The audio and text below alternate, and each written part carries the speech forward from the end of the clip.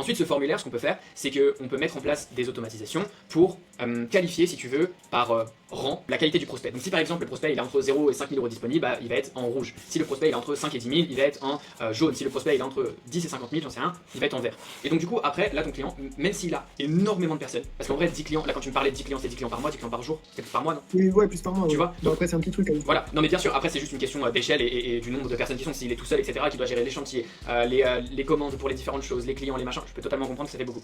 Mais ce que je veux dire, c'est que même maintenant, imaginons qu'on apporte 100 nouveaux leads par jour, ce qui serait énorme à ton nouveau client. Ton nouveau client, il arrive, il va avoir une base de données, il trie, il met que les prospects les plus qualifiés en vert, il les rappelle tous, ou alors sinon on met une automatisation par email s'ils sont en vert, de leur envoyer automatiquement un message ou quoi que ce soit en leur disant qu'on va les appeler, machin, et voilà. Et là, à la limite, vaut mieux qu'on ait ce problème entre guillemets qu'il y ait trop de leads parce que ça va être super facile de les qualifier. Surtout que là, dans cet amas de personnes, si on en amène 100 par jour, bah il y a forcément une probabilité plus grosse qu'il y ait une plus grosse part de personnes qui soient justement qualifiées, qui ont le budget, donc qui règlent justement ce problème de bah on a du mal à convertir. Alors que imaginons si on prend le truc dans l'autre sens et que du coup sur 10 clients par mois on essaye d'améliorer au maximum son système de conversion, bah on aura beau mettre tout ce qu'on veut, déjà de base, c'est pas nous qui générons les gens qui viennent et les leads qui viennent. Donc si de base les leads ils sont pourris, tu peux faire ce que tu veux, mettre ce que tu veux en place, bah en fait on pourra améliorer comme on veut le process, il va pas closer plus vu que de base ces leads sont pas bons.